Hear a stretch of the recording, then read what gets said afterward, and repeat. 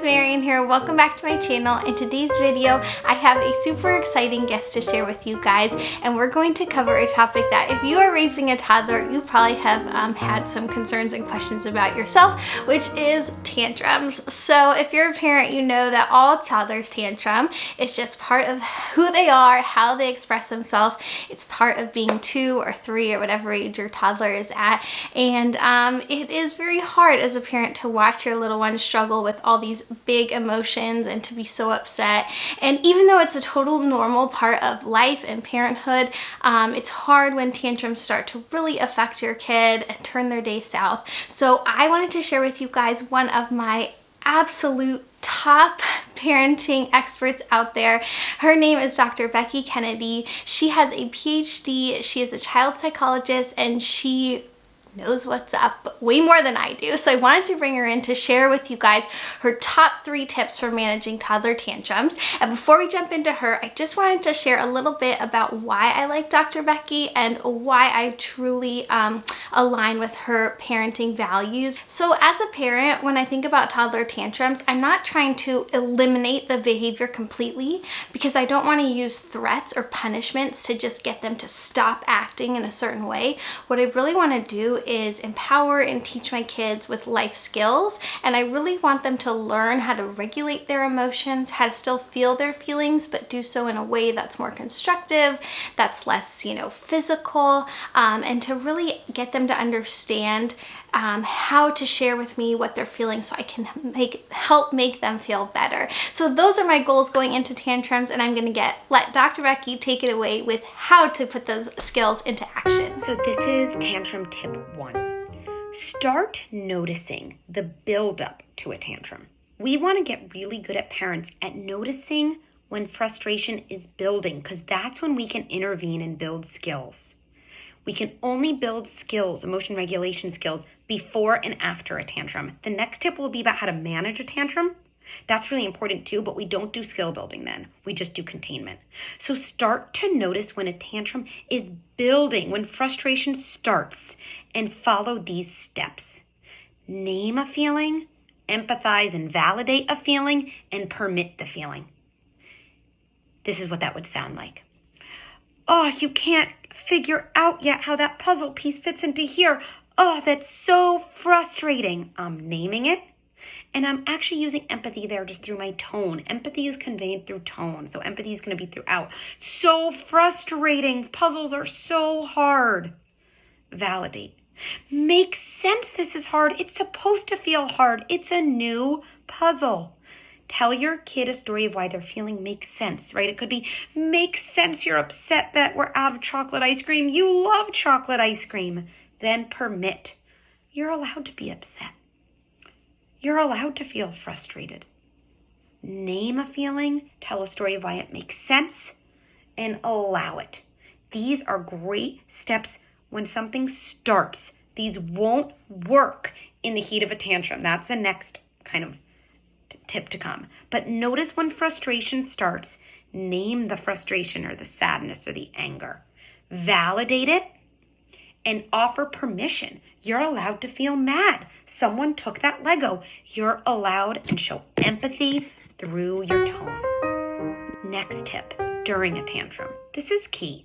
During a meltdown, as parents, we have to remember no skill building is happening. No skill building is happening. I just have to contain the fire. And how do we contain a fire? An emotional fire, through regulating ourselves. Our kids in a tantrum are dysregulated. They pick up biologically on how regulated our body is. The most important thing we can do in the midst of a tantrum is regulate our own body. Our child then borrows that feeling in us and starts to calm down. 2 tips there. Deep breaths with a longer out breath than in breath. When you control your out breath to be even slower than your in breath, you activate your parasympathetic nervous system, which is our rest and restore system. I like to put my lips like I'm holding a straw, because when you do that, your out breath automatically gets slowly. Deep breath coupled with this phrase in my head, I can cope with this. I can cope with this. Anxiety in general is the presence of some unknown or messy situation coupled with our underestimation our ability to cope. We can't fix a tantrum. We can't fix an unknown, but we can remind ourselves that we can cope. When you combine a deep breath with a message of coping, you are doing wonders to regulate your body. So what does that look like? My kid is tantruming over there. Maybe I need to hold his hand so he doesn't hit me. I won't let you hit. But then I go, I can cope with this. And again and again. If you see, I like to put my hand on my chest. That's a regulating position. So use that too. Hand on your chest, deep breath with a longer out breath than in breath, and tell yourself, I can cope with this. Now let's talk about an after a meltdown strategy, which is interesting because most of us think, oh, the meltdown's over, I'm so glad I'm done. No. Just like I said, we build emotion regulation before a tantrum, we also build it after by reviewing a tantrum. Now, you don't have to do this every night because you might be thinking, oh, that sounds exhausting. Pick one night, pick a night. Find your child and say something like this. I've been thinking about earlier today about what happened this morning when you asked for ice cream for breakfast. You're not in trouble. I just want us to understand what happened. And say some version of this. I want to tell the story of what happened because it's so important. I want to put the pieces together.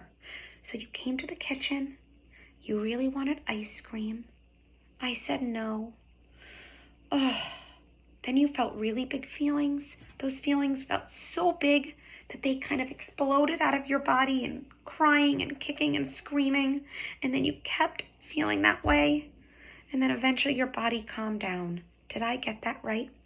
Now your kid might jump in and say, wait, I also asked for sorbet and you said no to that. Say, I'm so glad that's such an important piece of information. Your goal here is to author a story with your child with as many details as possible and then tell the story again. Did I get that right? Okay, let me say it again. When you repeat the story, here's what you do. You take the original experience of a meltdown, which is intense and emotional and dysregulated, and you add softness and compassion and connection and order. That is what helps integrate our brain, the different parts of our brain, and that's what builds regulation. I call this co-authoring a story. It helps add regulation to something that was dysregulated. So I hope you guys like Dr. Becky's tips. I'm really curious to know what age your kids are if you're watching this and what age you've kind of struggled the most with in terms of tantrums and regulating emotion. If you like Dr. Becky, she has an amazing Instagram and website and all these parenting courses that you guys can download yourself. So I'm going to put all her links in the description box below. Definitely go check her out. She has an amazing course called Managing Meltdowns, which I will link down below. But I just follow her on Instagram every day to get that little like parenting pick-me-up to help me through it and to guide me on a positive way. Also, her lives are amazing too. But anyways, I digress. Thank you guys so much for watching this video. I hope you liked it. I hope you learned something and got some tips and tricks to help you through your toddler tantrums. Let me know if there's another topic you'd really like me to cover in terms of this kind of parenting and emotional behavior with your child. I love learning more about this and helping my kids through it, and I'm sure you guys do too. So thank you for watching, and I'll see you in the next one. Bye!